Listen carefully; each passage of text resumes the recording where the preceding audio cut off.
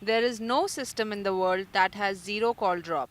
This was the argument put forth by senior advocate Kapil Sibal on behalf of telecom operators during the proceedings of call drop compensation matter, which was being heard in the Supreme Court today. Sibal argued that up to 2% call drop is acceptable under TRI, and unlike other services like electricity, this factor cannot be controlled. He also submitted that the various factors that were responsible for call drops included availability of tower, limited spectrum of tower, propagating the signal, among others. Sibal further said that change in frequency spot, technical glitch, and weather also affected call drop. The court also asked what the companies meant by interference. Across the border interference, jammers, airwaves, set top boxes, immunity, these are the various forms of interference. Hence, a standard call drop of 2% is acceptable world over, Sibal told the court.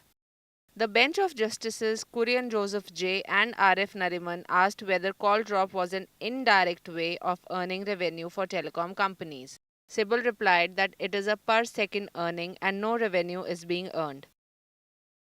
If the call drops for 1 second, the customer pays 1 paisa, but he will get a compensation of rupee 1. What kind of logic is it? Sibal asked the court.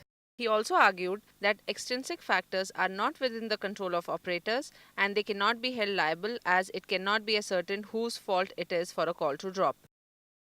The court will convene again to hear the matter on March 15th.